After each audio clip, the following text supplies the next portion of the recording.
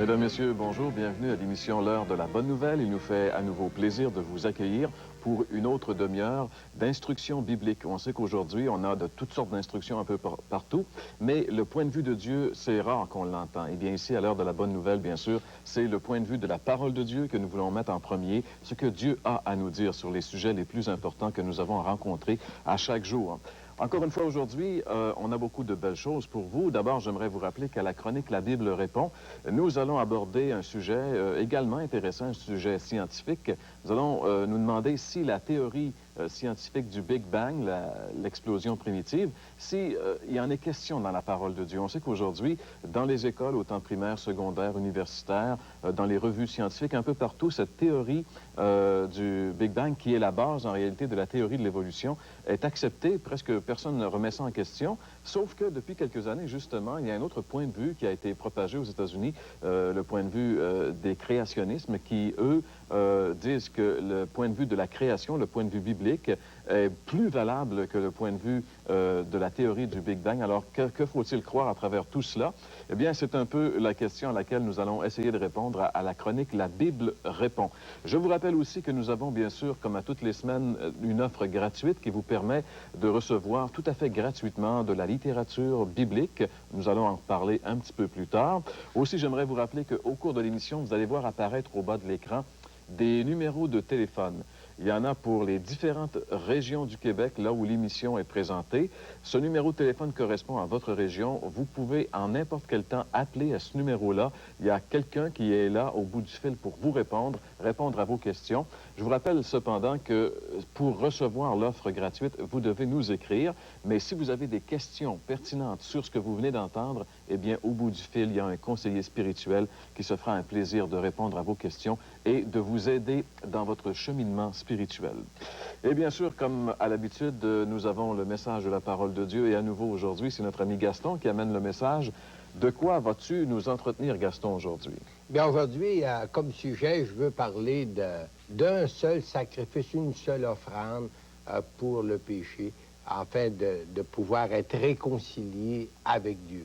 Et puis, je sais que l'homme moderne, comme l'homme de tous les temps, est conscient bon, il a manqué le but dans sa vie. L'homme est quand même conscient qu'il n'est pas à la hauteur comme il devrait être. Et puis, je crois, moi, que c'est justement ce qui fait que l'homme cherche par ses propres moyens, puis par plusieurs moyens, bien sûr, de se rendre acceptable devant Dieu. Et puis, il pense qu'il faut qu'il fasse une part, il faut qu'il soit méritoire, il faut qu'il fasse des sacrifices pour pouvoir attirer l'attention de Dieu. Et puis, c'est ça qui répond un peu aux religions, les anciennes comme modernes. C'est la philosophie humaine qui veut que l'homme, par ses propres moyens, puisse attirer l'attention de Dieu puis se rendre acceptable. Eh bien, la parole de Dieu nous présente un seul sacrifice, hein? Une seule offrande par laquelle l'homme pécheur, l'homme perdu, peut être vraiment réconcilié avec Dieu. C'est justement le sujet qu'on veut aborder aujourd'hui. Oui, le terme sacrifice, c'est un mot qu'on n'emploie plus tellement souvent. Ben, c'est sûr qu'au cours des dernières années, le gouvernement nous parle de sacrifice, nous parle à nous de faire des sacrifices pour réduire le déficit, là. Dans ce sens-là, on entend ce mot-là, mais dans le sens religieux, sacrifice, on n'entend plus beaucoup parler de cela.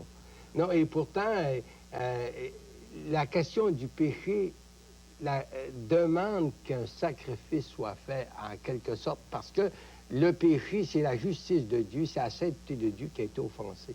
Et puis, à cause de ça, Dieu qui est juste, lui, se doit de réclamer, de demander que justice soit rendue. Parce que non seulement Dieu est grand, il est bon, il est saint, mais c'est un Dieu juste.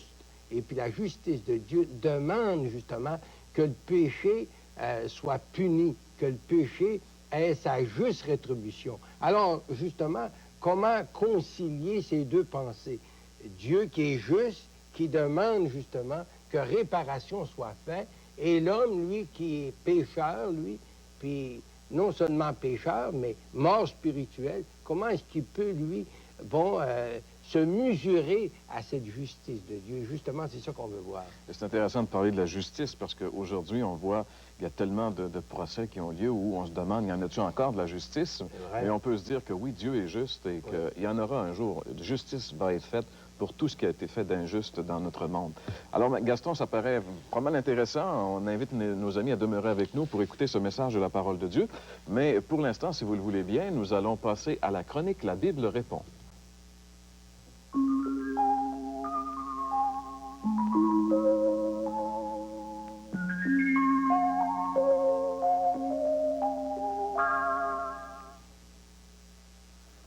Est-ce que la Bible parle de la théorie scientifique du Big Bang? Bien sûr, aujourd'hui, dans le monde scientifique, on essaie d'expliquer l'origine de la création d'une manière scientifique et depuis, bien sûr, Charles Darwin et la théorie de l'évolution, on parle beaucoup d'une autre théorie, parce que dans le monde scientifique, on parle beaucoup de théories. On parle de cette théorie du Big Bang pour expliquer le début de la création, c'est-à-dire cette explosion primitive qui aurait donné naissance à l'univers dans lequel nous sommes, vous et moi. Est-ce que la Bible parle justement d'un phénomène comme celui-là pour commencer le début de la création? Eh bien non, parce que justement la Bible ne parle pas de théorie scientifique. La Bible d'abord n'est pas un livre scientifique, mais la Bible ne parle pas de théorie, point. La Bible affirme des faits. Les premiers versets de la Bible affirment tout simplement le fait que Dieu est le créateur des cieux et de la terre. La Bible dit au commencement, Dieu créa les cieux et la terre. Ce qui est mauvais avec la théorie du Big Bang, ce n'est pas sa conception scientifique comme telle, mais bien plutôt le fait que c'est une théorie qui exclut Dieu comme étant le créateur du ciel et de l'univers et qui attribue au hasard le fait que nous vivons dans cet univers. Et justement, à ce sujet, j'aimerais vous lire ici un petit bout d'article qu'on retrouvait dans la revue Nature, volume 294, édition du 12 novembre 1981, qu'a reproduit la petite brochure L'Étoile du matin. Il est dit, quand on alimente les ordinateurs modernes avec les absurdités des improbabilités évolutionnistes, de petites lumières rouges se mettent à clignoter et la machine se bloque. Sir Fred Hoyle a déclaré que les chances pour que la vie se développe à partir de la matière inerte est comparable à la probabilité qu'une tornade balayant un entrepôt de ferraille puisse assembler un Boeing 747 à partir des matériaux qui s'y trouvent. Je pense que, comme l'a dit un jour un homme qui s'appelait Ralph Challis, ça prend beaucoup de foi pour être athée. Ça prend plus de foi pour croire des théories vraiment abracadabrantes que de croire simplement ce que la Bible nous dit. La Bible affirme qu'au commencement, Dieu a créé le ciel et la terre. C'est Dieu qui est le créateur de toutes choses, ce n'est pas le hasard.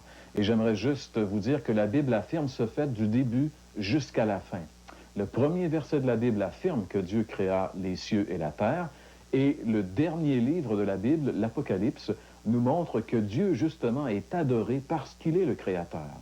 Dans l'Apocalypse, chapitre 4 et au verset 11, nous lisons ceci, « Tu es digne, notre Seigneur et notre Dieu, de recevoir la gloire, l'honneur, la puissance, car tu as créé toutes choses, et c'est par ta volonté qu'elles existent et qu'elles ont été créées. » Oui, derrière la création, il y a une intelligence, celle de Dieu, la plus grande de toutes les intelligences. Alors, mes chers amis, non, la Bible ne parle pas de la théorie du Big Bang, mais elle parle bien plutôt de la certitude que Dieu a créé les cieux et la terre. Eh bien oui, c'est à nous de choisir entre les théories modernes ou encore ce que la parole de Dieu nous dit. Mais en fait, ce que la parole de Dieu nous dit, c'est bien vrai, Jean-Pierre, hein? Les faits qu'on voit aujourd'hui prouvent ou démontrent justement que la Bible a toujours eu raison. Oui, à travers les siècles, toutes les personnes qui ont vraiment mis leur foi, leur confiance dans ce que Dieu nous dit dans sa parole, n'ont jamais été trompées, n'ont jamais été confondues. Et c'est toujours ces gens-là qui ont changé les choses également. C'est ça qui est intéressant. Alors encore aujourd'hui, mes chers amis, on vous invite à, si vous n'avez pas à la maison, ça peut arriver pour une raison ou pour une autre que vous n'avez pas la Bible, ce serait terrible. Mais grâce à nous, bien sûr, ce problème peut être réglé rapidement. Nous vous offrons le Nouveau Testament, qui est la deuxième partie de la Bible. La Bible comprend les deux grandes sections, l'Ancien Testament et le Nouveau. Alors, le Nouveau Testament, qui est la deuxième partie de la Bible, on vous l'offre gratuitement. Et bien sûr, je vous rappelle qu'on offre le calendrier Bonne Semence, ce recueil de méditation quotidienne qui vous permet à chaque jour, comme vous pouvez le voir, d'avoir la date, bien sûr, un texte biblique et à l'endos du feuillet, vous avez une méditation sur ce texte biblique-là. Alors, le calendrier Bonne Semence vous permet d'être en contact avec la parole de Dieu durant les 365 jours de 1994. Je vous rappelle aussi que pour ceux qui aiment la lecture, qui aiment le Christ, vous voulez, peut-être que le Christ est une énigme pour vous, vous ne connaissez pas vraiment qui il est, eh bien, le livre Le Christ inconnu de M. Gaston Racine vous aidera justement à découvrir qui est vraiment le Christ. Et enfin, pour nos amis les plus jeunes, les tout petits, nous avons cette année quelque chose de nouveau, cette revue qui s'appelle Toujours Joyeux. Une revue qui pourra vous permettre d'avoir des heures et des heures de plaisir, puisque bien sûr, elle comprend des dessins à colorier, il y a des histoires, il y a des choses à compléter, des dessins à faire en suivant les numéros, enfin, un tas de choses qui vont vous permettre de passer du temps précieux. Et aussi, bien sûr, ce qui est merveilleux, c'est que tous les jeux qui sont dans cette revue-là ont pour but de vous amener à connaître le Christ. Alors, pour nos amis les plus jeunes, on pense à vous cette année. N'hésitez pas, dites à votre mère ou votre père qui écoute l'émission d'écrire à l'émission pour que vous puissiez recevoir votre copie de Toujours Joyeux. Et pour ce faire, vous n'avez qu'à écrire à l'émission L'heure de la bonne nouvelle, casier postal 1054, Sherbrooke, Québec, J1H5L3. L'heure de la bonne nouvelle, casier postal 1054, Sherbrooke, Québec, J1H5L3. Gaston, tu nous parles aujourd'hui du sacrifice unique de Jésus. Est-ce que justement une doctrine qui parle de sacrifice, est-ce que c'est pas un peu déphasé pour l'homme moderne, l'homme de 1994?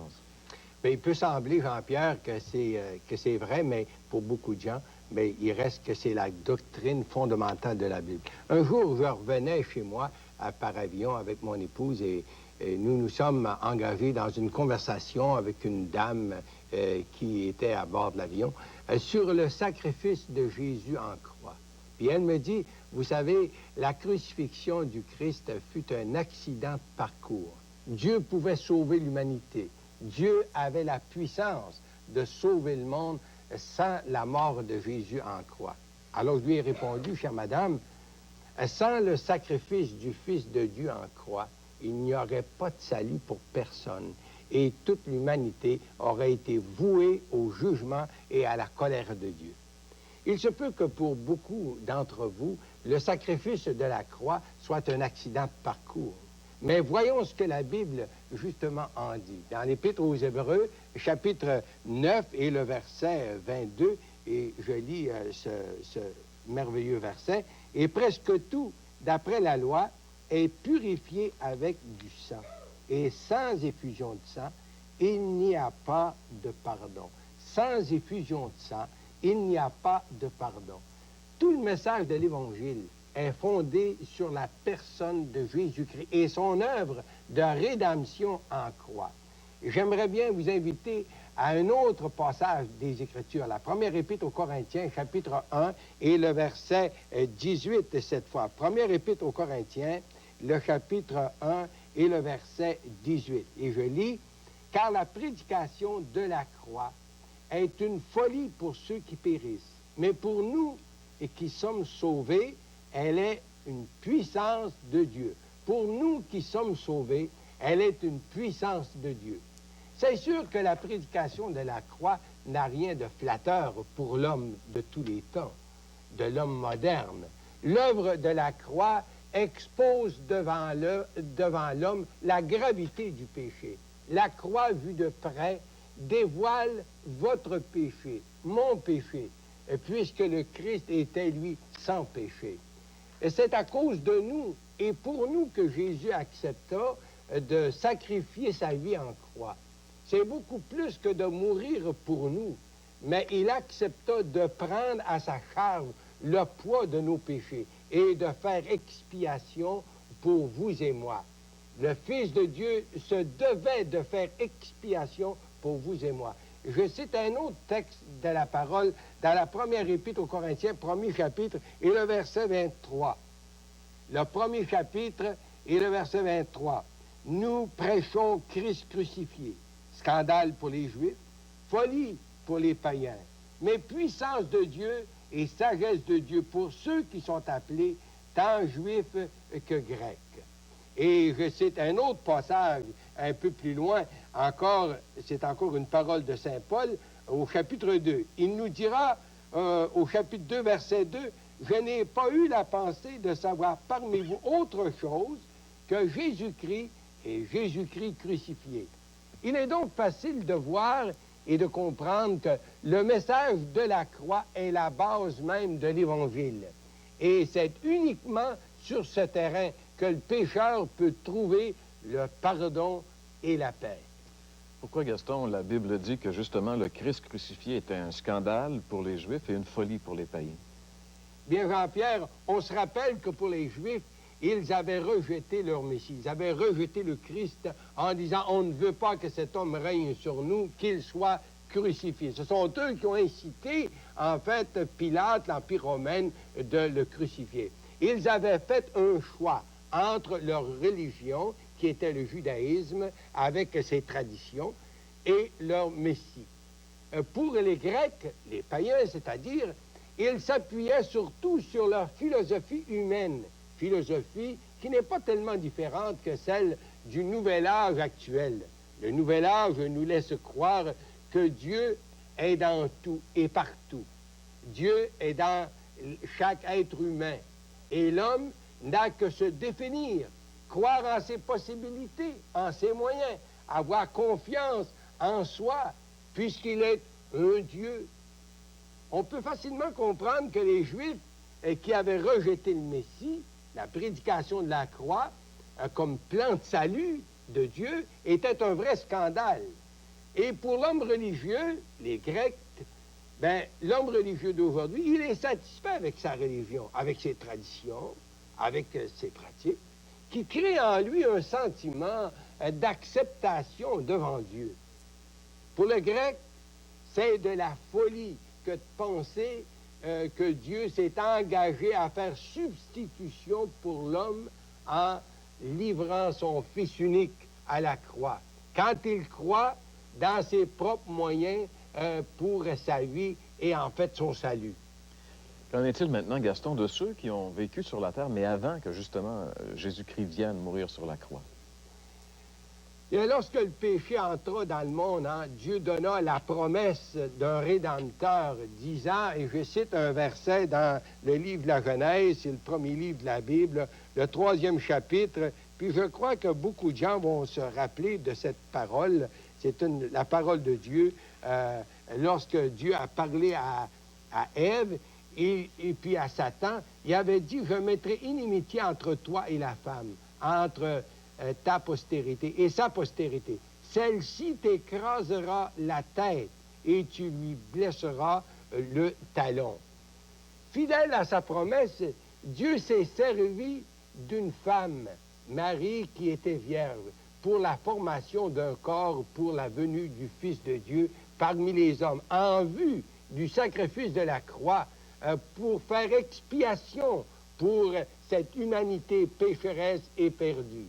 Dans toute la Bible, d'une couverture à l'autre, on y trouve un fil de sang. Dieu est le premier, d'abord au début, à sacrifier, et sans doute des brebis pour faire expiation pour l'homme, et pour revêtir Adam et Ève à la chute.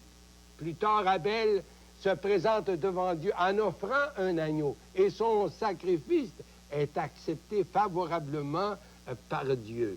Et justement, Dieu voyait dans ses sacrifices l'ombre ou encore l'image de son propre Fils.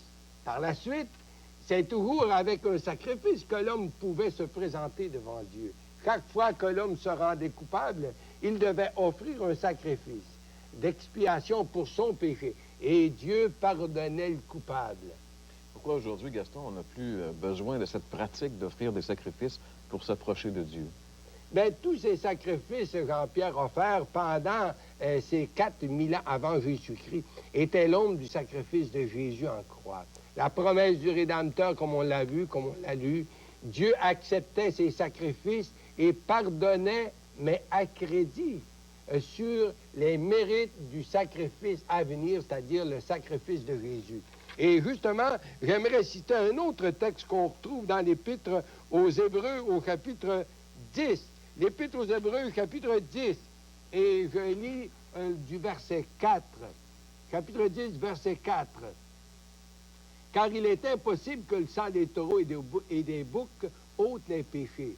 C'est pourquoi Christ, entrant dans le monde, a dit, « Tu n'as voulu ni sacrifice ni offrande, mais tu m'as formé un corps. » Alors j'ai dit, « Voici, je viens.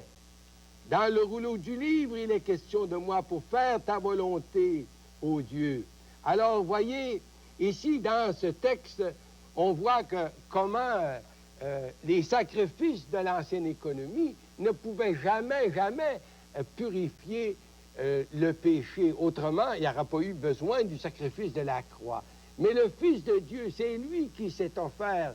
C'est lui qui a dit, tu n'as pas voulu de ces sacrifices, mais tu m'as formé un corps. Voici, je viens. Et le Christ est venu dans ce monde. Si les sacrifices des brebis et des taureaux auraient enlevé le péché, le sacrifice du Sauveur aurait été absolument inutile. Il est clair que Dieu n'avait qu'un moyen de salut, qu'un plan pour pardonner l'homme coupable.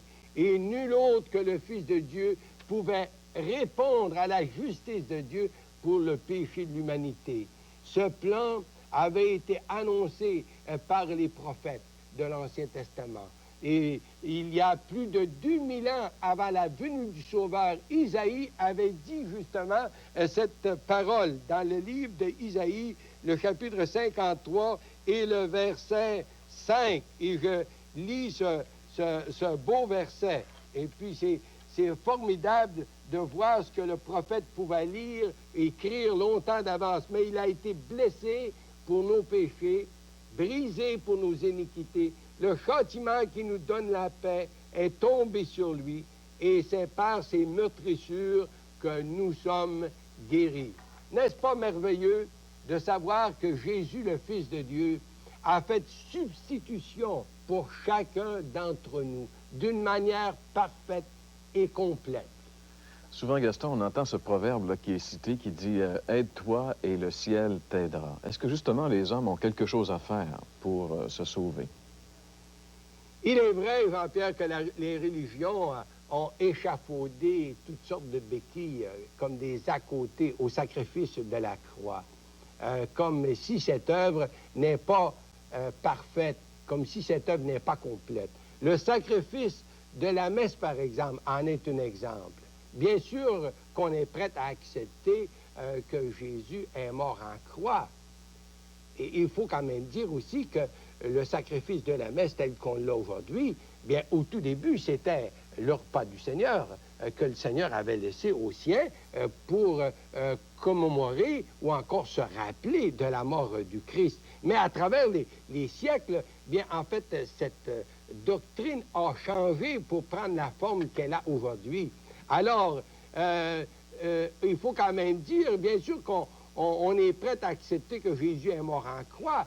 Tous ces croix qui décorent nos églises, nos villes, nos villages et même nos foyers en témoignent.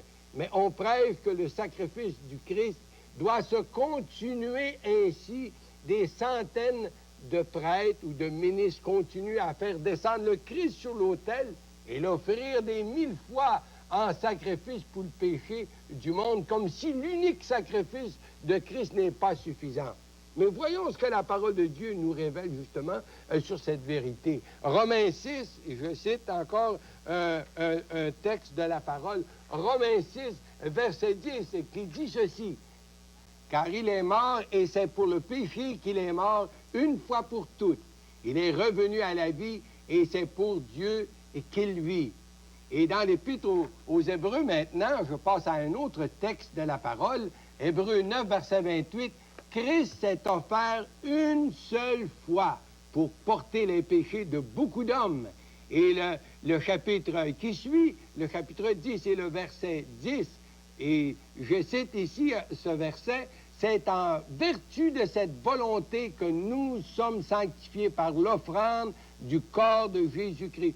une fois pour toutes. Et le verset 12 de nous dire, lui, Jésus, après avoir offert un seul sacrifice pour le péché, s'est assis à la droite de Dieu. Puis le verset 14 qui nous dit, car par une seule offrande, il a amené à la perfection pour toujours ceux qui sont sanctifiés. N'est-ce pas merveilleux de voir que le sacrifice de la croix n'a pas besoin d'être renouvelé? Un seul sacrifice, une seule offrande, une seule fois pour toutes. Gloire à Dieu. On se rappelle aussi cette parole de triomphe du Sauveur en croix, lorsqu'il a dit « Tout est accompli ». Mais plusieurs vont dire, Gaston, mais ces à côté, finalement, ça ne peut pas être inutile. De prétendre que le sacrifice de la croix doit se continuer est une erreur flagrante et la pire des insultes à Dieu pour un sacrifice si grand et si parfait. De prétendre également qu'il faut ajouter à ce sacrifice sous forme de mérite, de pénitence ou autre, c'est de mépriser l'œuvre grandiose de Dieu pour nous, des pécheurs. Romains, chapitre 3, et le verset 23 et 24, et je cite ce verset, « Car tous sont péchés, sont privés de la gloire de Dieu, mais ils sont gratuitement justifiés par sa grâce, par le moyen de la rédemption qui est en Jésus-Christ. » N'est-ce pas une belle vérité de la parole de Dieu? Chers amis, Dieu a payé très cher pour votre salut. C'est pourquoi la Bible en parle comme d'un si grand salut. Et ce salut est gratuit. Dieu vous l'offre aujourd'hui. Seriez-vous prête à l'accepter par la foi? Vous n'avez qu'à vous recueillir où vous êtes et lui dire, Seigneur Jésus, je crois que tu es mort pour moi, que tu as souffert pour moi, que tu as fait expiation pour mon péché. Je veux me confier en toi maintenant. Purifie-moi par ton sang, je serai purifié blanc, plus blanc que la neige. Oui, merci beaucoup, Gaston, de nous rappeler cette grande vérité. Et dans l'Épître aux Hébreux, justement, je pensais à ce passage qui nous dit « De plus, il y a eu des sacrificateurs en grand nombre, parce que la mort les empêchait d'être permanents. Mais lui, parce qu'il demeure éternellement, possède un sacerdoce qui n'est pas transmissible. C'est aussi pour cela qu'il peut sauver parfaitement ceux qui s'approchent de Dieu par lui, étant toujours vivants pour intercéder en leur faveur. » Vous pouvez vous approcher de Dieu immédiatement à travers Jésus-Christ. Il est vivant et il est prêt à intercéder pour vous. Faites-le, mes amis, et faites-le dès maintenant. Et nous, c'est déjà tout le temps qui est à notre disposition. On n'a qu'à vous dire à la semaine prochaine pour l'émission L'heure de la bonne nouvelle. Pour recevoir gratuitement la documentation annoncée dans cette émission, écrivez à L'heure de la bonne nouvelle, case postale 1054, Sherbrooke, Québec, J1H 5L3.